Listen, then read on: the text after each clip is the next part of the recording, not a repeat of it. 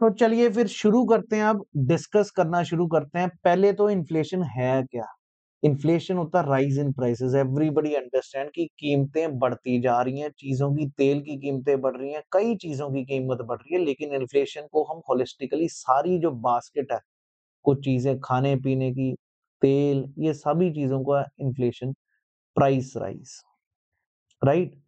ये चीज most common goods जो हमारे आम रोजमर्रा की जिंदगी में यूज होते हैं गुड्स, उनकी अगर इंक्रीज हो प्राइसेस, उसको हम इन्फ्लेशन कह रहे हैं। एक और बहुत ही इंपॉर्टेंट डेफिनेशन शायद आपको समझ भी आए। सपोजिडली सपोजिडली पहले 50 रुपए के 12 केले आते थे, 12 बनानास, और आज we have 100 rupees, we have 12 bananas. ये तो इन्फ्लेशन समझ आ गया। 50 से आज 100 रुपए हो गए, महंगे हो गए। अगर मैं इसी को दूसरी तरह लिखूं, decrease in the value of money is inflation. Again, that is perfectly right. Decrease in the value of money. जहां पर 50 रुपए में 12 आ रहे थे, आज 100 रुपए की में 12 आ रहे हैं, तो वैल्यू मनी की डिक्रीज हो गई। That is what we call it as inflation, right. Drop in the purchasing power of country's currency is also inflation. I hope everybody understood, क्योंकि ये थोड़ा सा इस एग्जाम्पल से बहुत अच्छे से क्लियर हुआ कि decrease in the value of money is also inflation, right. Let's move to the next one. ये सभी को क्लियर हो गया, द प्राइस ऑफ गुड्स। और आपको सभी को पता है यार, नॉर्मली तो हमने ये बचपन में पढ़ा, वो डिमांड और सप्लाई की गेम है, राइट। किसी चीज की डिमांड ज्यादा और पीछे से सप्लाई कम है, नेचुरली उसकी कीमत बढ़ेगी। लॉजिकल है, सिंपल है। और अगर सप्लाई बहुत ज्यादा हो जाए और डिमांड उतनी की उतनी है, तो प्राइसेस नीचे जाएंगे। अक्सर आप सब्जियों में देखते हो, जब सीजन आ जाता है किसी सब्जी का, तो सब्जी बहुत सस्ती हो जाती है। सेफ एग्जांपल, आप अगर रोजमर्रा की जिंदगी में, आजकल पीस, जिनको मटर कहते हैं, सर्दियों में बहुत सस्ते मिल रहे हैं, 50 रुपए किलो, 40 रुपए किलो। लेकिन जब आप गर्मियों में जाओगे, ये बहुत एक्सपेंसिव मिलेंगे, क्योंकि उस समय सप्लाई कम है और डिमांड है, right. So basically demand supply curve का ही बात है। और भी कीमतें किस किस चीज से बढ़ सकती है, दो चीजों में हम डिस्कस करेंगे। कॉस्ट पुश, कि कैसे कीमतें बढ़ती हैं, कॉस्ट उसकी बढ़ रही है तो, और डिमांड पुल, इस पर बहुत डिटेल में अभी हम समझेंगे इन्फ्लेशन पे, क्योंकि इस पर भी क्वेश्चन आ जाते हैं। डिमांड अगर बढ़ती है तो इन्फ्लेशन पुल करेगी ऊपर को, राइट। डिमांड से इन्फ्लेशन ऊपर को पुल होगा। कॉस्ट अगर है तो वो नीचे से उसको पुल पुश करेगा। लॉजिकल है, समझेंगे ये सारी चीजें। पर उससे पहले कुछ टर्मिनोलॉजीज हैं। पहले तो आप सभी को दिख रहा है डिफ्लेशन और डिसइंफ्लेशन, इन दोनों में अंतर समझना। अगर आप समझ पाओ डिफ्लेशन क्या होता है, fall in the prices. Inflation का टोटली ऑपोजिट जो होता है, वो डिफ्लेशन होता है, persistent decrease in the prices. 50 रुपए रेट था, 100 रुपए हो गया, ये तो हो गया इन्फ्लेशन। वो गिरती जा रही 20 रुपए तक हो गया, तो this is deflation when the prices are falling down. Then what is disinflation? हालांकि वर्ड सेम लग रहे हैं। Disinflation is basically fall in the rate of inflation. Fall in rate of inflation. We need to understand this word also. What is the fall in the rate of inflation means? If you understand, अगर supposedly 10 रुपए की जो चीज, मैं बार बार कह रहा हूं कि 10 रुपए की चीज, 10 रुपए की चीज, जो 10 रुपीज की चीज थी वो बनी 20 रुपए की थी, इन्फ्लेशन हुआ, आज वो गिर गई है प्राइस और 15 रुपए है। पर अगर मैं इसके साथ कंपेयर करूं, इन्फ्लेशन आज भी है, लेकिन परसेंटेज डिक्रीज हो गया, रेट ऑफ इन्फ्लेशन कम हो गया। रेट किससे? एक बेस से लेके 10 से 20 था, तो वो 10/10 किया तो 100% था, और अब 5/10 किया तो कितना हुआ? 50%। तो मतलब रेट ऑफ इन्फ्लेशन गिर गया। इन्फ्लेशन तो आज भी है, लेकिन there is a reduction in the rate of inflation. That is what we call disinflation. Remember this. Everybody clear? Let's move to the next one. यहां पर यही है कि अगर इन्फ्लेशन रेट 0% से भी नीचे गिर गया तो वो डिफ्लेशन है। लेकिन डिसइन्फ्लेशन क्या है? इन्फ्लेशन तो है, 0% से तो ऊपर है, पर रेट गिरा, I hope deflation or disinflation. Disinflation is about rate, deflation is about the prices. Next, what is runaway? Runaway means inflation बहुत ज्यादा तेजी से भागा, बहुत बड़ा, और उस समय ऐसा हो गया कि भाई मनी की वैल्यू ही खत्म हो गई। आज अगर आप देखो, मैं हाइपर इन्फ्लेशन की बात तो नहीं कर रहा, पर मैं उस सिचुएशन को भी समझा सकता हूँ। किसी टाइम पे यार 2 रुपए 1 रुपए की वैल्यू होती थी हमारे। अगर मेरे को आज से 10 साल पहले बात करो, हम 2 रुपए या 5 रुपए का नोट रख के सोचते थे जेब में पैसे हैं। आज 100 से कम कोई चीज ही नहीं है। तो इन्फ्लेशन बहुत है। कल को अगर आप सोचो 1000 रुपए, आप 1000 रुपए के प्याज ले रहे हो, means what? Inflation is very high, money की वैल्यू कम ही हो चुकी है बिल्कुल। 1000 रुपए में आपको किलो प्याज मिल रहे हैं, सो न्यू, उनको शायद हो सकता है न्यू करेंसी निकालनी पड़े, 5000 रुपए के नोट निकालने पड़े। Got it now? So this is runway. Next is again very very important, paper में आता ही आता है, स्टैगफ्लेशन। ये 2 वर्ड से बना भाई, स्टेगनेशन और इन्फ्लेशन को मिला के।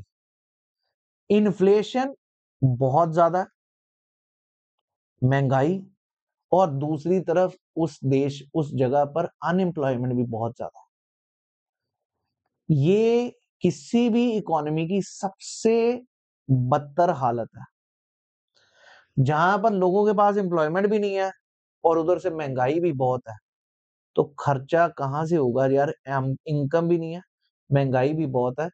इस चीज को कहा जाता है स्टैगफ्लेशन। स्टैगफ्लेशन क्योंकि उस समय इकोनॉमी स्टैग्नेट कर चुकी, खड़ी हो चुकी, ना चल सकती है। आप कायदे से अगर बात करो, कभी भी आप चेक करो, जहां पर एम्प्लॉयमेंट होती वहां पर महंगाई बहुत होती। गुड़गांव कोई भी आईटी इंजीनियर जाता तो वहां पर इन्फ्लेशन भी बहुत आई है, क्योंकि एम्प्लॉयमेंट अपॉर्चुनिटीज है, सभी के हाथों में पैसे हैं, कमा रहे हैं, they will go to the malls, they will purchase the things. So inflation naturally वहां पर हाई होगी। वहां पे रेंट की कीमत बहुत ज्यादा होगी। घर पे जो सफाई वाला भी रखा वो भी महंगा होगा। क्यों? क्योंकि वहां पर एम्प्लॉय, जहां पर भी होता है दोस्त, जहां पर भी ग्रोथ हो रही है ना, इन्फ्लेशन होगी। रादर इसी कारण कई बार हमें समझ आना चाहिए कि यार इन्फ्लेशन होना अच्छा है या खराब है, यही क्वेश्चन उठेगा। So you need to understand, सरकार को इसको बैलेंस करना होता है। इन्फ्लेशन ना भी हो तो भी काम खराब है, और अगर इन्फ्लेशन हो तो अच्छा, बट बहुत ज्यादा इन्फ्लेशन हो वो खराब है। क्योंकि उस समय गरीब मार होनी शुरू हो जाएगी, he will not be able to even, जो इतना अर्न कर रहा है उससे फूड भी ना मिले, वो चीज को कह देते हैं हम। और एम्प्लॉयमेंट भी नहीं है, याद रखिए, when there are two things, high inflation and high unemployment, mark करिए। इसी को अभी हम समझेंगे अगली स्लाइड में, फिलिप्स कर्व में, वेरी वेरी इंपॉर्टेंट, जिसके ऊपर क्वेश्चन क्या है। अब बेस इफेक्ट भी यूज करेंगे। बेस इफेक्ट होता क्या जी मेरे दोस्त? हम नॉर्मली इन्फ्लेशन को जब मेजर भी करेंगे ना, जैसे जीडीपी में हमने देखा था, कोई ना कोई बेस ईयर लेके करेंगे यार। अब यार इस साल तो ठीक है हालात, अगला साल भी ठीक है, सपोजली आपने 4 साल लिए, इनमें से कौन सा बेस ईयर चुने? You will choose that year जिसमें इकोनॉमी के हालात बिल्कुल ठीक थे। ठीक है जी, और हो सकता है इन्फ्लेशन बढ़ता गया। अब आगे 10 साल बाद, आप अगर आज मैं कंपेयर करूं 2000 नहीं 1990s में, would it be fine? No, you have to choose that year which is near about, और वो बेस दिखे कि भाई इन्फ्लेशन कितना जा रहा है, उस चीज को बेस इफेक्ट कहते हैं। बात करेंगे अभी गैलपिंग, जब इन्फ्लेशन डबल डिजिट्स में जंप कर रही है, रनिंग वाली जो हमने बात की। एक ये वर्ड भी पूछा हुआ आपके पेपर में, सीएपीएफ या सीडीएस में, कोर इन्फ्लेशन क्या होता है? Core inflation means you are taking inflation measure कर रहे हो, बट उसमें आप दो चीजों को नहीं लोगे। कौन सी? फूड और फ्यूल, क्योंकि यार ये दो ऐसी चीजें हैं वो कभी भी सेम रहती नहीं है। समय, फूड और फ्यूल आए दिन चेंज, 2 दिन ट्रांसपोर्ट रुक जाए, फूड के प्राइसेस बढ़ गए, फ्यूल का भी कुछ पता नहीं। तो जिस इन्फ्लेशन में आप फूड और फ्यूल को नहीं ले रहे, इन दोनों को नहीं ले रहे, बाकी सारा ले रहे हो, उसको कोर इन्फ्लेशन कहते हैं।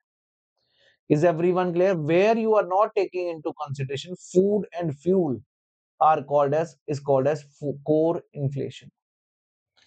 और ये फिलिप्स कर्व याद रखिएगा, इनवर्स रिलेशन बता रही है इन्फ्लेशन और unemployment.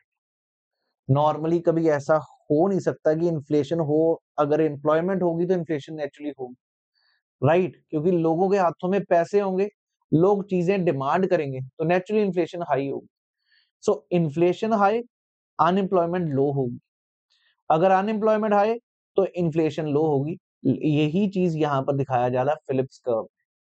So remember it is an inverse relation, inflation and unemployment के बीच में कर्व बनती है, कौन सी?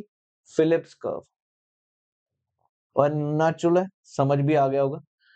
ये एक क्वेश्चन पहले आ चुका है, it shows the trade off, मतलब inverse relation between unemployment and inflation, that's right.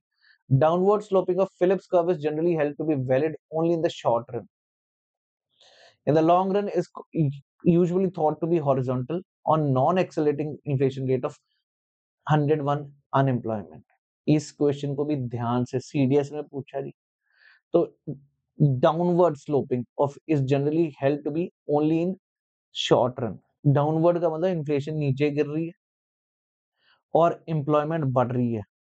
जैसे जैसे बढ़ेगी तो it held to be only in short run, that is right, and is also thought to be horizontal at non-accelerating inflation rate. अगर inflation rate ही नहीं बढ़ रहा तो भाई अनएम्प्लॉयमेंट कहां से बढ़ेगा? नेचुरल सी बात है, अगर इन्फ्लेशन है और ये अनएम्प्लॉयमेंट है, ये बढ़ती जा रही है, इन्फ्लेशन वही की वही है, right? So is usually thought to be horizontal at non accelerating. ये भी बिल्कुल ठीक है जी, तो मैं यहां पर मार्क करूंगा जी डी ऑप्शन। नेक्स्ट, अब जरा थोड़ा थॉरली समझेंगे डिमांड पुल इन्फ्लेशन और कॉस्ट पुश इन्फ्लेशन को। डिमांड पुल मतलब जिससे आप डिमांड बढ़ाओगे चीजों से। सरकार भी किसी तरह इन्फ्लेशन को कई बार स्टिमुलेट करेगी, कोशिश करेगी कि इन्फ्लेशन बढ़े देश में। वो कैसे करेगी? Expansionary fiscal policy. Expansionary, expansionary का मतलब क्या है? सर, लोगों के हाथों में पैसा दे, लिक्विडिटी बढ़े मार्केट। कैसे करेगी? उससे क्या होगा? लोगों के हाथ में पैसे का, जैसे रिसेंटली जो सरकार ने किया है, टैक्स माफ किया लोगों का, मतलब टैक्स स्लैब बढ़ा दी है, उससे क्या होगा? लोगों के हाथ में पैसा आएगा, लोग खरीदेंगे चीजें, इन्फ्लेशन राइज होगा। क्लियर है? इवन कई बारी क्या करेगा, जैसे आपने देखा होगा किसी एरिया में गवर्नमेंट वहां पर पैसे लगा के एयरपोर्ट बनाए, रेलवे स्टेशन लगाए, तो नेचुरली उससे क्या होगा? इन्फ्लेशन बढ़ेगा। So all these things is called as expansionary inflation, और इसको कहा जाता है expansionary monetary policy and fiscal policy, right? दूसरी तरफ होता है दोस्त कॉस्ट पुश। कॉस्ट पुश क्या होता है? चीजों की कीमतें बढ़ेंगी तो नेचुरली, अगर तेल की कीमत बढ़ती है, फ्यूल मतलब तेल का मतलब पेट्रोल डीजल, इन्फ्लेशन राइज होगा, क्योंकि ट्रांसपोर्ट होने ये चीजें राइज होगा। अगर लेबर की कीमतें बढ़ती हैं, कोई सेवंथ पे कमीशन आता है, कुछ भी आता है, उससे क्या होगा? कॉस्ट बढ़ेगी, तो इन्फ्लेशन बढ़ेगी। I hope everybody is clear. Demand pull and cost push. थोड़ा सा ये वर्ड समझने, जैसे फिस्कल स्टिमुलस क्या है? कई बार ऐसा होता है देश में ना, हालात खराब है, सरकार को किसी तरह खुद इन्फ्लेशन बढ़ाना है। क्लियर है? वो कैसे करेगा? जिसको मैंने बताया, सरकार किसी तरह लोगों के हाथ में पैसे कैसे देगी। नरेगा शुरू किया, उससे क्या हुआ? लोगों के हाथ में पैसे है, लोगों को काम मिला, लोगों ने कमाई की, लोग खरीदेंगे चीजें, demand high, inflation will go. Clear है? सरकार लोगों को, किसानों को कम रेट पे इंटरेस्ट दे, राइट? उससे क्या होगा? फाइनेंशियल असिस्टेंस मिलेगी, इन्फ्लेशन बढ़ेगी। All of these are called as fiscal stimulus, right? इसी को एक्सपेंशनरी पॉलिसी भी कह देंगे। अगर पॉपुलेशन बढ़ रही है, आबादी बढ़ रही है, डिमांड तो बढ़ेगी, naturally inflation will increase. Net exports अगर बढ़ रहे हैं, वेरी वेरी इंपॉर्टेंट। अगर यार ये जो कंट्री में पैदा होती हैं चीजें, समझ लो दालें, ठीक है, ये दाल मींस पल्सेस पैदा हो रहे हैं और ये ज्यादा एक्सपोर्ट कर रहे हैं बाहर को, तो नेचुरली यहाँ के लोगों के लिए वो चीज की सप्लाई कम होगी, तो उससे इन्फ्लेशन बढ़ेगा। वही लिखा है यहाँ।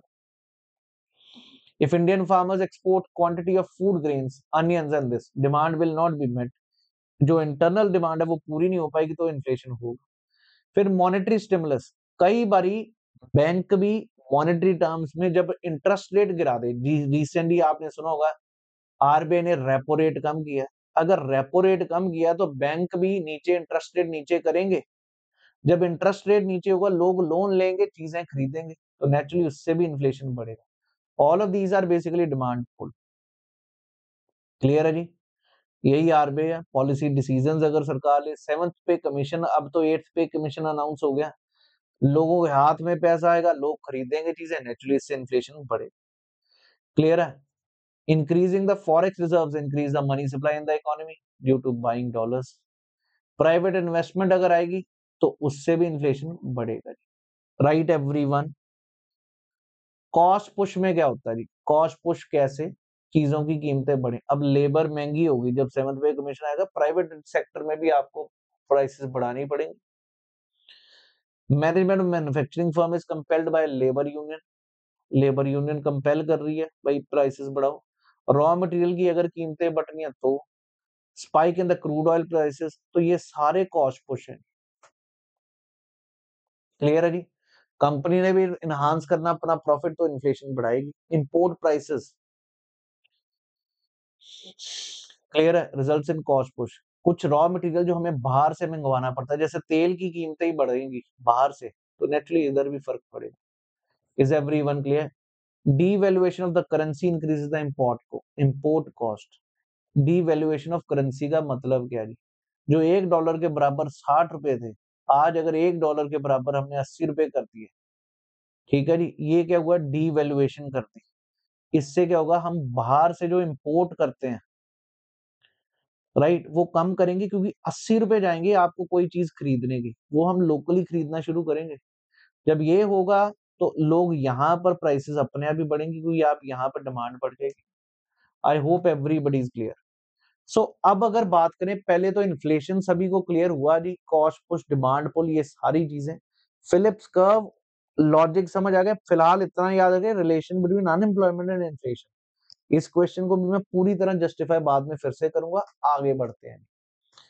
अब मेजरमेंट है, दो इंडेक्स हैं, सीपीआई और डब्ल्यूपीआई। इस पर भी रिसेंटली क्वेश्चन आए, consumer price index, wholesale price index. If I am talking about consumer price index, it reflects the change in the price level of items at the consumer level, right? जब आप ले रहे हो, demand side आप खरीदना जा रहे हो, तो वहां पर जब आप इन्फ्लेशन को काउंट कर रहे हो, उसको कह रहे हो सीपीआई। कंज्यूमर देख रहा है यार, जो 10 रुपए की चीज थी आज 20 की है, तो ये चीज है, ये चेंज हुई। सो परचेजिंग पावर, इससे आप गॉज कर सकते हो इकोनॉमीज करेंसी। सो लेकिन जो सीपीआई है ना, एक fixed basket of goods and services है, जिसको गवर्नमेंट कल को चेंज भी कर सकते हैं। एक फिक्स्ड बास्केट है, इसमें दाल है, ये चीजें रखी हुई हैं, ये को गिनते हैं, और उससे हम इन्फ्लेशन ट्रैक कर रहे हैं। इसी सीपीआई वाले इंडेक्स को ही सेंट्रल गवर्नमेंट और स्टेट गवर्नमेंट ज्यादातर यूज करती है, इवन आरबीआई यूज करता है अगर इन्फ्लेशन को कंट्रोल करना है। तो ये प्राइस फ्लक्चुएशंस को देखता है कंज्यूमर लेवल पे, अल्टीमेटली हमें कंज्यूमर लेवल पे ही तो देखना है। इसको 8 कैटेगरीज में डिवाइड किया गया, और ये लॉजिकल है। एजुकेशन महंगी होती जा रही है, कम्युनिकेशन, मोबाइल के रेट्स, ट्रांसपोर्टेशन, ये दोनों समझ आते हैं। उसके बाद रिक्रिएशन, अगर आप होटल या कहीं पे भी जा रहे हो, वो महंगा। क्लोथ्स, कपड़े, फूड, रोटी कपड़ा और मकान तो हो गई। कपड़ा ये हो गया, फूड, बेवरेजेस, और फिर मकान भी हो गया। आजकल दवाई भी चाहिए, ये भी हो गया, ट्रांसपोर्टेशन भी हो गया। ये 8 चीजें हैं। याद रखिएगा, सीपीआई को मेजर करने वाली एजेंसी एनएसओ है, और वो एनएसओ मिनिस्ट्री ऑफ स्टैट्स और प्रोग्राम इम्प्लीमेंटेशन के अंडर आती है। ये भी याद रखना। बेस ईयर भी याद रखना, 2011-12। ये भी आपको जीडीपी में भी हमने पढ़ाया था। यहाँ पर ये एजेंसी जो जीडीपी मेजर करती है, वही ये काम करती है। Cost of the market basket in given year divided by in the base year, उसी से आप टोटल कॉस्ट लोगे, सभी के एवरेज लेके उस बेसिस पे आप निकालोगे ये सीपीआई का। I hope everybody is clear about this thing. 4 indexes हैं सीपीआई के भी टाइप्स। इंडस्ट्रियल वर्कर, जो इंडस्ट्री में वर्कर करते हैं, उनके लिए अलग इंडेक्स है। Changes in the price of a fixed basket of goods and services which are used by industrial workers, right? इसको कंपाइल करती है लेबर ब्यूरो, और वो किस अंडर मिनिस्ट्री की आती है? Ministry of labour and employment. कौन सी इंडस्ट्रीज? 7 इकोनॉमिक सेक्टर्स हैं। Industries, mines, plantations, motor transport, port, railways, energy. और ये एक एग्रीकल्चर लेबर है जी, उसका इन्फ्लेशन मेजर करना तो वो रूरल लेबर भी आप कह सकते हो, लेबर ब्यूरो काउंट करती है, ministry of labour and employment के अंडर, ये भी याद रहेगा। और अर्बन नॉन मैनुअल एम्प्लॉयज के लिए सीएसओ, जिसको अब एनएसओ कहा जाता है, मिनिस्ट्री ऑफ स्टेट्स और प्रोग्राम के लिए। तो एग्रीकल्चर लेबर हो गया, इंडस्ट्रियल वर्कर हो गया, और एक टोटल सीपीआई खुद का। इस समय बेस ईयर आपको बताया गया 2011-12 कर दिया गया, पहले होता था 2010 बेस ईयर। सिग्निफिकेंस क्या है जी, गवर्नमेंट की इकोनॉमिक पॉलिसी डिपेंड ही इस पे करती है जी, इसी से गवर्नमेंट पॉलिसी देखती है कि यार इन्फ्लेशन कैसा, fluctuations in other components has been utilised as a minimum nominal anchor for the conduct of monetary policy.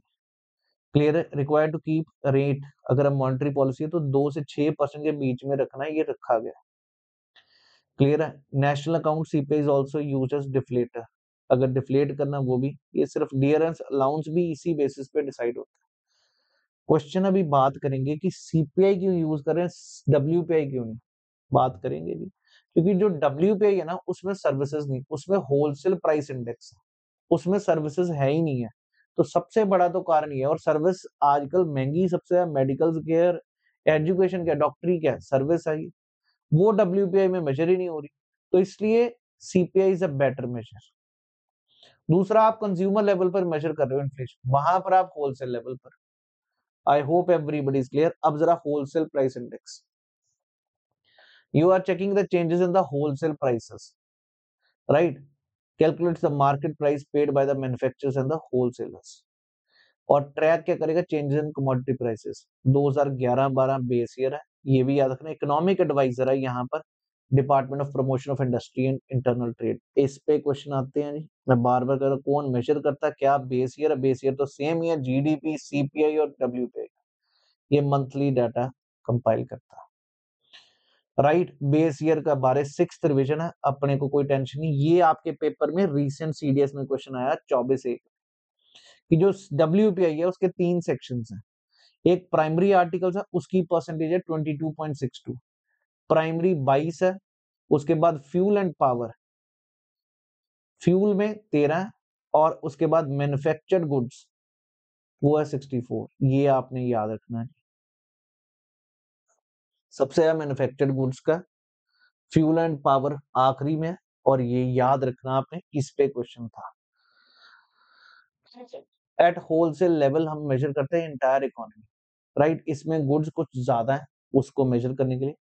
और WPI is used as a deflator by the CSO while measuring GDP। वो same चीजें हैं, अपने का कोई काम का नहीं।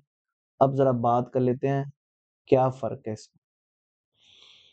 ये अच्छे से टेबल को देखिए, यहाँ पर होलसेल लेवल के प्राइसेस देख रहे हैं, यहाँ पर कंज्यूमर लेवल पर। इसको एनएसओ मेजर करती है, मिनिस्ट्री ऑफ स्टैटिस्टिक्स के अंदर आती है, यहाँ इवन लेबर ब्यूरो। यहाँ पर economic adviser to ministry of commerce, ये बार बार मैं बता रहा हूँ, 11-12 बेस ईयर, ये 12 मंथली होता है ये, और यहाँ पर ये भी monthly, based on average house hold expenditures gather from consumer experience. यहाँ पर प्रोडक्शन वैल्यूज है, फाइनल स्टेज पे, ये फर्स्ट स्टेज पर, ये कंज्यूमर है, ये होलसेल है। इसमें 448 आइटम्स रूरल में और 460 अर्बन में। यहाँ पर आइटम ज्यादा, और वो भी सारी सिर्फ गुड्स है, ये समझ आ रही। 697 तो कॉम्प्रिहेंसिवली फूड ग्रुप है इसमें, वो हमने बात की 624.4, इधर 39.6%। सर्विसेज इसमें इंक्लूडेड है, इसमें है ही, एजुकेशन, कम्युनिकेशन, ये सब इसमें काउंटेड है। और यहाँ पर minerals, machinery, basic metals, manufacturing, ये सारी चीजें। आई होप एवरीबडी इज क्लियर। ये भारत में यूज ही नहीं होता, प्रोड्यूसर प्राइस इंडेक्स, हालांकि ये सबसे बढ़िया माना जाता है दुनिया में प्रोड्यूसर प्राइस इंडेक्स, पर ये अभी तक यूज किया ही नहीं गया। आइए जरा बात करते हैं इसके बारे, producer price index that tracks price changes in the manufacturing process, tracks the average change in the selling prices received by producers for their goods etc. Clear है जी? Final demand is demand satisfied by consumption, whereas intermediate demand is demand generated by manufacturing process. is address the price increase at the producer level before they are passed on to consumer. It excludes indirect taxes, transportation, trade and all. Clear है जी? ये है, अपने कोई काम का नहीं, बस इतना ज्यादा मैन्युफैक्चरिंग प्रोसेस में देखते हैं, ना इस पे क्वेश्चन आने के चांसेस हैं। जीडीपी डिफ्लेटर हमने पहले भी डिस्कस किया, फॉर्मूला याद रखिएगा, GDP at nominal prices that is current prices divided by GDP at real prices into 100, that is the formula of GDP deflator। दूसरा, इसमें कोई फिक्स्ड बास्केट में, जैसे आपने देखा सीपीआई में फिक्स्ड बास्केट है, आपने डब्ल्यूपीआई में भी फिक्स्ड बास्केट देखी कि ये चीजें इसको देखेंगे, इसमें कोई है ही नहीं, बास्केट ही नहीं है कोई, सारा कुछ जो भी इस देश में पैदा हो रहा है उसको कंपेयर करें। क्लियर है? of the consumption, investment, government spending and insights into the general price level within an economy। Clear है? Overall prices, goods and services। I hope everybody is clear। So compare the real amount of real economic activity from 1 year to now। I hope everybody is clear। सबसे ज्यादा broader GDP deflator है CPI WPI से, entire economy को देखता है, not just a basket। Although WPI CPI are available for a monthly basis, they do not provide a clear picture of economic inflation। Right? I hope everybody is clear about these inflations। Let's do some questions। क्या measures उठाने चाहिए सरकार को अगर वहां पर inflation, अगर महंगाई बहुत ज्यादा है तो कैसे स्टेप्स उठाएंगे? अगर टैक्सेस बढ़ाए तो उससे क्या होगा? लोग पैसे कम खर्चेंगे। अगर इंटरेस्ट रेट कम कर दिया तो लोग तो और खरीदेंगे क्योंकि उससे लोगों के पास पैसा आएगा। तो ये तो कभी नहीं होगा इन्फ्लेशन को कंट्रोल करने के लिए। पब्लिक स्पेंडिंग अगर बढ़ा दी है उससे भी इन्फ्लेशन नहीं कंट्रोल होगा। डायरेक्ट टैक्स जब आप बढ़ाओगे तो नेचुरली लोग कम खरीदेंगे। यहां पर वर्ड बहुत जरूरी है, डायरेक्ट और इनडायरेक्ट का। स्पेशली अगर डायरेक्ट टैक्स बढ़ाया तो जो भी इनकम टैक्स जिसके पास आ रहा है उसको कम करना पड़ेगा अपना खर्चा। अगर यहाँ पर लिखा होता ना इनडायरेक्ट टैक्सेस तो उससे इन्फ्लेशन नहीं टैकल होती। ये पॉइंट याद रखिएगा। तो आंसर इज ओनली वन, क्योंकि डायरेक्ट टैक्स होता है income tax, corporate tax, wealth tax, right. Indirect taxes होते हैं जीएसटी, जब वो चीज के ऊपर लगेंगे, अगर वो और बढ़ा दिया तो चीज और महंगी होगी, इन्फ्लेशन तो और बढ़ता है। लेकिन यहाँ पर है कि लोगों को कंट्रोल किया गया। डायरेक्ट टैक्स वर्ड बहुत इंपॉर्टेंट है। It could have been indirect tax, then it won't be have been answer. Market rather taxes के बारे अगली क्लास भी होगी, फिलहाल only one is the answer. High growth ultimately lead to inflation, that's right. It can never lead to deflation, so only one। What is the right description of deflation? Sudden fall in the value of currency against other currencies। No, compare currencies का थोड़ा। Persistent recession in the economy, persistent fall in the general prices of the goods। This is right। I hope everybody is clear। Situation in the economy which is growing slowly along the rapid inflation, जहां पर grow कर रही है और rapid inflation भी बढ़ रहा है। तो दोस्त वो क्या चीज है? इज ग्रोइंग स्लोली, बहुत स्लो, विद बहुत इन्फ्लेशन भी बहुत हाई है। तो मैं उसको दोस्त स्टैग्नेशन तो नहीं कह सकता, ना डिफ्लेशन कह सकता हूँ, स्टैगफ्लेशन ही कह सकता हूँ। बहुत स्लो इकोनॉमी ग्रो कर रही है और इन्फ्लेशन बहुत ज्यादा है, राइट। इस पर आपने मेरे को कमेंट सेक्शन में आंसर चेक करके बताना। The value of money varies directly और inversely with the price level. Obviously जितना प्राइसेस बढ़ेंगी तो उससे वैल्यू ऑफ मनी डिक्रीज हो। तो आंसर डी ऑप्शन होना चाहिए। तो चलिए अब अगले पे देखते हैं। अगर किसी इकोनॉमी में क्या आउटकम होगा अगर इकोनॉमी में बहुत ज्यादा महंगाई, domestic current currency heads for depreciation. Naturally money की वैल्यू कम हो रही है, पर ये डेप्रिसिएशन वर्ड सही है कि नहीं? Exports become less competitive with imports getting costlier. Cost of borrowing in decreases. Cost of borrowing कैसे डिक्रीज होगी? वो तो महंगी होगी, पैसे है नहीं, लोग अगर कहीं से लेंगे तो वो महंगे हो रहे हैं। Bond holders get benefited, naturally bond holders will get benefited. ये तो होगा। क्लियर है? अब अगर मैं बात करूं 4 तो मेरे को लग रहा है भाई, 1 3 भी ठीक है जी, बोरोइंग डिक्रीजेस नहीं, 3 नहीं हो सकता भाई, क्योंकि बोरोइंग की कॉस्ट कैसे डिक्रीज हो सकती है अगर इन्फ्लेशन बहुत ज्यादा, चीजें महंगी हैं।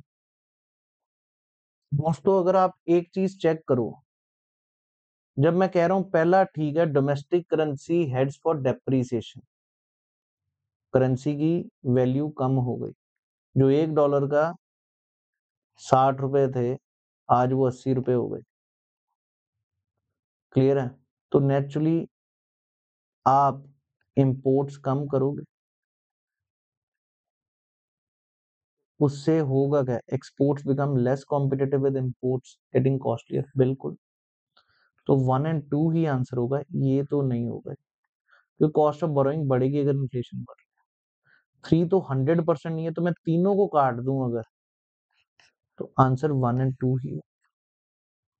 अगर मैं इसको ठीक कह रहा हूं तो ये ठीक होना ही होना है, क्योंकि तब मैं डेप्रिसिएशन, मैं फिर से समझा रहा हूं यार, $1 की वैल्यू 40 रुपए थी, $1 की वैल्यू आज अगर 80 रुपए है, तो वैल्यू डेप्रिशिएट हो गई है इंडियन रुपीस की, डेप्रिशिएट हुई भी 80 रुपए में, बहुत महंगा हो गया डॉलर और हमारा रेट सस्ता हो गया।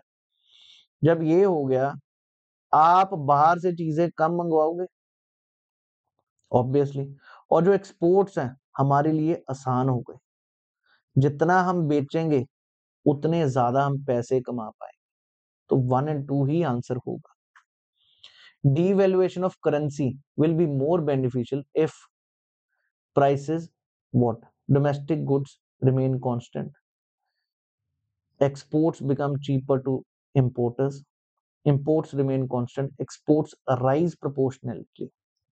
नेचुरली वही चीज फिर से, अगर करेंसी की डीवैल्यूएशन होगी, ये चाइना ने यही तो कर रखा था पहले, जहां पर $1 की वैल्यू 40 रुपए है, अब $1 की वैल्यू 80 रुपए है, तो इसकी तो रुपए की तो कीमत कम हो गई, तो नेचुरली आप क्या करोगे, ज्यादा से ज्यादा डॉलर में कमाने की कोशिश करोगे, आप एक्सपोर्ट करोगे, जितना एक्सपोर्ट होगा उतना डॉलर कमा पाओगे, और यही चाइना चाहता था कि उनका एक्सपोर्ट ज्यादा से ज्यादा हो, उनके प्रोडक्ट, तो यही होगा 100%। और इंपोर्ट्स महंगे हो जाएंगे, कोई यहाँ पे अगर इंपोर्ट करना चाहता है उसको 80 रुपए देने पड़ रहे हैं, इट्स वेरी एक्सपेंसिव। अगर which of the following situations can lead to inflation, rapid growth of aggregate demand can lead to inflation, बहुत ज्यादा डिमांड बढ़ी है, बिल्कुल है जी यही होगा। Sluggish growth of aggregate demand, no. Reduction in the money supply, money supply अगर कम हुई तो इन्फ्लेशन नीचे जाएगा। हाई लेवल ऑफ अनएम्प्लॉयमेंट से भी कभी इन्फ्लेशन नहीं होगा, तो वो तो अगर होगी, दोनों चीजें अगर ज्यादा होगी तो स्टेग्नेशन आ गया, आंसर ए ऑप्शन ही होना चाहिए था। अ sustain decrease in the general price level, लगातार प्राइस लेवल नीचे गिरता जा रहा है, उसको मैं क्या कहूंगा जी, डिफ्लेशन ही कहूंगा। अगला जी, फ्यूल एंड पावर, अगर आपको याद हो मैंने मैन्युफैक्चर्ड बताया था, फ्यूल एंड पावर बताया था, और फूड आइटम्स बताया था। फूड आइटम कम था, सबसे ज्यादा मैन्युफैक्चर्ड का था, और फूड का ज्यादा था, 22, ये 13 था, और ये बाकी था। अब fuel and power have higher weightage in WPI than that of primary, गलत है। Weightage of manufactured goods is higher than that of fuel and power, ये बिल्कुल ठीक है, तो 2 ओनली होना चाहिए। आइए जरा मैं फिर से दिखाता हूँ कहां से क्वेश्चन है, ये हमने अभी बात ही की थी WPI, चेक करिए जरा जल्दी, बास्केट में क्या क्या आता है, ये आपको दिखा, प्राइमरी में 22 है, सबसे ज्यादा मैन्युफैक्चर्ड में 64, और फ्यूल एंड पावर में, इन तीनों को कंपेयर करके 2 स्टेटमेंट बना के क्वेश्चन डाल दिए। आशा है कि ये भी क्वेश्चन क्लियर हो गया जी। अगर मेरा ये सेशन आपको काम का लगा तो दोस्तों शेयर भी करना, और लाइक भी करना, और कमेंट भी करना क्या लगा। कुछ क्वेश्चन थे पेचीदा जिसपे हमें थोड़ा टाइम लगा, जिसमें हम आंसर जस्टिफाई नहीं, but I will justify each and everything.